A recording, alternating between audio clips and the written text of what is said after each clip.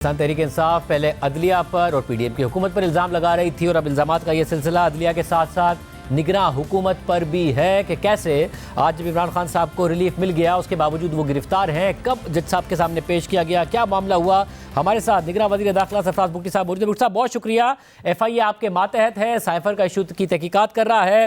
ज़ाहिर है जब ये खबर आई कि उन्हें एक और मामले में गिरफ्तार किया हुआ है और उनका जुडिशल रिमांड दिया हुआ है 30 अगस्त तक, तो वो ये सवाल उठा रही है तहरीक इंसाफ के भाई किस तारीख को पेश किया गया।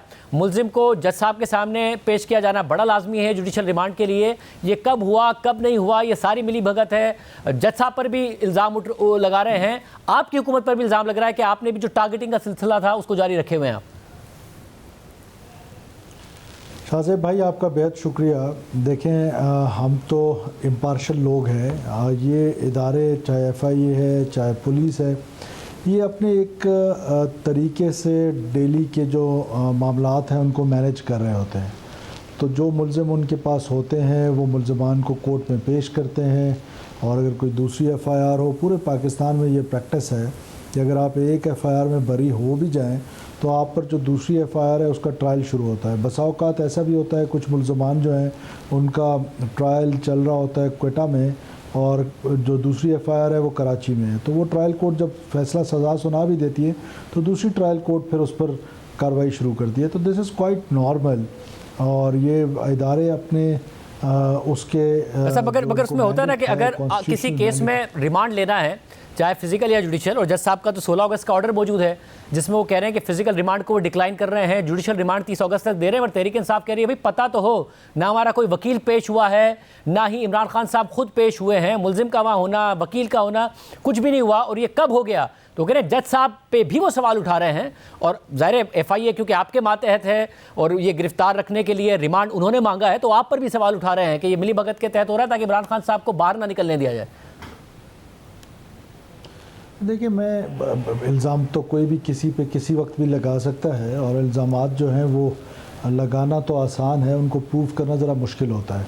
मैं आपसे बार बार कह रहा हूँ कि हम यहाँ पर चीज़ों का इलेक्शन कंडक्ट कराने के लिए एक लिमिटेड टाइम के लिए आए हैं।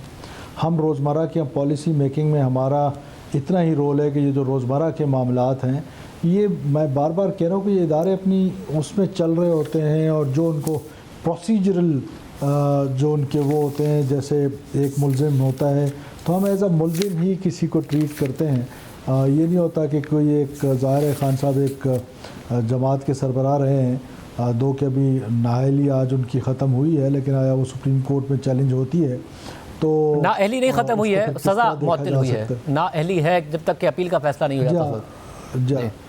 तो फिर ये आप दुरुस्तगी का शुक्रिया। तो वो एक रहे हैं किसी पार्टी के चेयरमैन तो ज़रूर अहम होंगे लेकिन इतने भी नहीं कि बाकी काम छोड़ के जो रोज़मर्रा के मामलात हैं it is quite normal. Shahzeb भाई इतना कोई वो नहीं है। मगर साहब फिर जो ज़ाहिर ये बार बार कहा जा रहा है कि जैसे जैसे इलेक्शन करीब आएगा वैसे वैसे तहरीक इंसाफ का मुश्किल वक्त आएगा, चेयरमैन PTI इमरान खान को जेल से बाहर नहीं आने दिया जाएगा, मज़ीद गिरफ्तारियाँ MPO हो दीगर मामलात हों या फिर जो मुतादिद उनके केसेस हैं उनमें हो, और फिर तहरीक इंसाफ के रहनुमाओं की भी बहुत ज़्यादा गिरफ्तारियाँ होंगी, उन्हें इलेक्शन के लिए पेपर्स तक नहीं फाइल करने दिए जाएंगे, गिरफ्तारियाँ उनकी हो रही होंगी, जो रुपूश है वो भी हो रहे होंगे। ऐसा कोई प्लान है आप लोगों का? देखिए अजम्पशंस पे तो बात नहीं की जा सकती है। कोई ऐसा प्लान जो अनकॉन्स्टिट्यूशनल हो, कोई ऐसा प्लान जो गैर कानूनी हो, उस तरह का कोई प्लान ज़ेर गौर नहीं है। अब ये लोग अक्सर मुझसे कहते हैं कि जी FIR है इतनी ज़्यादा, तो भाई जब इंसिडेंट ज़्यादा होंगे, जब आपके ख़िलाफ़ एक अदम एतमाद लाएगी जो कॉन्स्टिट्यूशनल तरीका बताया गया है कॉन्स्टिट्यूशन में कि आप किस तरीके से एक वज़ीर आज़म के ख़िलाफ़ नो कॉन्फिडेंस मोशन लेकर आएंगे, तो वही कॉन्स्टिट्यूशनल पाथ अडॉप्ट किया गया उस वक्त की अपोजिशन से। लेकिन उसके बाद से हम देख रहे हैं कि रोज़ाना की बुनियाद पर लॉ को वायलेट किया जाता है। कहीं आप दफ़ा 144 की वो कर रहे होते हैं, कहीं आप इदारों के ख़िलाफ़ बात कर रहे होते हैं। जितने इंसिडेंट होंगे वो अनरिकॉर्डेड तो नहीं जाएंगे। आप दिन में 100 दफ़ा कानून तोड़ेंगे तो 100 दफ़ा आप पर एफआईआर होगी। अगर आप एक सिग्नल शारा फैसल पे तोड़ते हैं आपको उसको फेस करना पड़ेगा, दूसरा आप डिफेंस पे तोड़ते हैं तो ये तो आपके पास कोई जस्टिफिकेशन नहीं है कि वो क्योंकि शारा फैसल पे एफआईआर होगी तो आप डिफेंस पे ना करें। जैसे ईमान मज़ारी साहिबा हैं, उनके ऊपर एक पहले वाले मामले में उनको बेल मिलती है, दूसरी एफआईआर हो जाती है, दूसरे में जैसे बेल का होने लगता है तो एक 26 तारीख को एफआईआर होती है। एक शख्स आता है कि ये मुझसे पैसे लेने के लिए मिलते थे क्योंकि जल्द से हो सकें, अफवाज के खिलाफ बात कर सकें, मगर एफआईआर वो 26 को कराता है, वाकया वो 5 तारीख का बताता है, यानी 21 दिन बाद, और ये उसी दिन एफआईआर होती है जिस दिन बेल एप्लीकेशन फिक्स हुई होती है ईमान मज़ारी साहिबा की कि यहाँ बेल हो जाएगी तो दूसरे केस में धर ली जाएंगी। तो ये जो मामला है,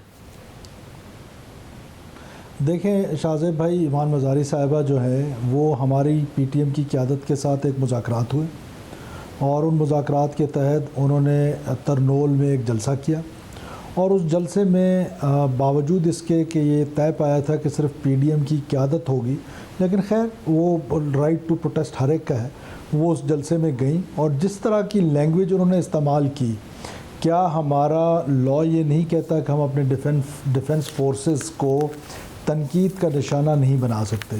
और चलें तनकीद तो जायज़ है, लेकिन इन्होंने तो वो तमाम रेड लाइन क्रॉस कर दी। आज आप कह दें कि रोज़ाना की बुनियाद पे 4 से 5 हमारे फ़ौजी जवान शहादत के रुतबे पे फायज़ हो रहे हैं। वो दहशतगर्दों के ख़िलाफ़ एक जंग चल रही है और टीटीपी का और दहशतगर्दी का जो राइज़ है इस मुल्क में वो पिछले 8 महीनों में कोई 50% अबव हो चुका है। अब ऐसे माहौल में जब आप उनको ही दहशतगर्द कहेंगे तो ये तो एक्सेप्टेबल नहीं है। मगर मसला ये है कि आपने इस हवाले से उनके खिलाफ केसेस किए। पहला केस था उस पर बेल हो गई, दूसरा केस था उस पर बेल हो गई, जो तीसरा केस है वो उनकी तकरीर से मुतालिक नहीं है। एक शख्स उठता है 26 तारीख को और कहता है कि 5 तारीख को मुझे ये मिले थे, इसके अलावा इन्होंने मुझसे पैसे मांगे, फिर मुझे धमकियां देना शुरू की, इन्होंने ये तमाम रकम जमा करके ना सिर्फ अपने कब्जे में कर ली मुझसे रकम लेके, बल्कि मुख्तलिफ किस्म की गाड़ियाँ, होटल में रिहाइश, जलसे जुलूस के अखराजात और दीगर अखराजात की मद में भी रखे। अब ईमान मज़ारी साहिबा की जो लॉयर हैं वो कह रही हैं कि उन्होंने इन्वेस्टिगेशन ऑफिसर को बयान दे दिया आयोग को, और उन्होंने कहा है कि एक तो वो कभी इस शख्स से नहीं मिली हैं और उन्होंने कभी इससे पैसे नहीं लिए हैं। उन्होंने अपने बैंक अकाउंट्स की भी सारी डिटेल्स दे दी हैं कि पुलिस जाके वेरीफाई कर ले। अपना फ़ोन, लैपटॉप वो पहले उनकी कस्टडी में है, उसके भी उन्होंने सारी की सारी इन्फॉर्मेशन वो देने को तैयार हैं। अब एक शख्स उठता है उसके कहने पर कि जिससे पैसे लिए हैं ताकि फ़ौज के खिलाफ कर सके, और उनकी एक और गिरफ्तारी डाल दी जाती है और फिर रिमांड ले लिया जाता है। देखें, ये जो फर्स्ट इन्वेस्टिगेशन रिपोर्ट होती है हमारे मुल्क में, कोई भी शख्स किसी पे कोई इल्ज़ाम लगाता है तो वो फर्स्ट इन्वेस्टिगेशन रिपोर्ट होती है, उसमें इन्वेस्टिगेशन होती है, जज साहब रिमांड देते हैं 1 दिन का 2 दिन का, उसमें वो इन्वेस्टिगेशन करते हैं। उसके बाद फिर कोर्ट्स मौजूद हैं, वो डिसाइड करती हैं कि आया ये जो एफआईआर हुई है ये दुरुस्त है या गलत है। अब जिस शख्स को, क्योंकि ये मुझे अख्तियार हासिल है कि मैं आपके ख़िलाफ़ कल दरख्वास्त दे सकता हूँ, उसके बाद फिर इसकी इन्वेस्टिगेशंस होंगी।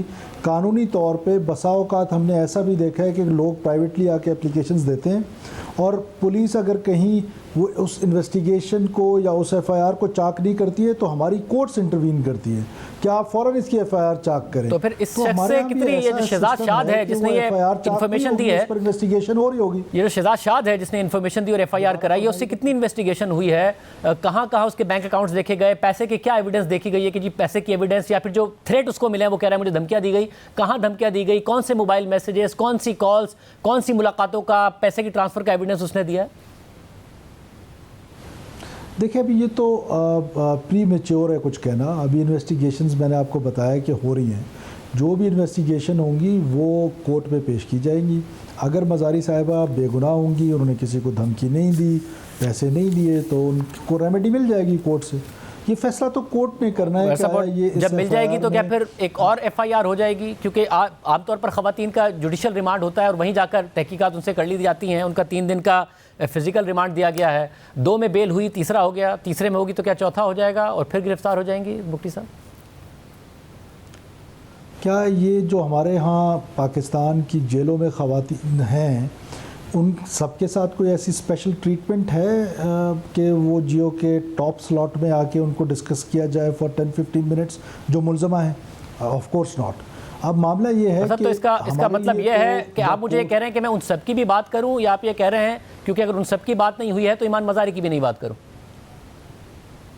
نہیں، دیٹ از یور چوائس، آپ جس کی بھی بات کریں، میں کون ہوتا ہوں؟ تو پھر میں جس کی بات کر رہا ہوں آپ ان کا جواب دے دیں، ورنہ جو دوسری بھی ہیں جن کے ساتھ بھی ایمان مزاری والا سلوک ہو رہا ہے ان کو بھی ریلیف دے دیں۔ دیکھیں میں تو ملزمہ کے طور پہ دیکھتا ہوں، اب یہ عدالت نے فیصلہ کرنا ہے، اگر وہ بے گناہ ہوئیں تو عدالت ان کو رہا کر دے گی۔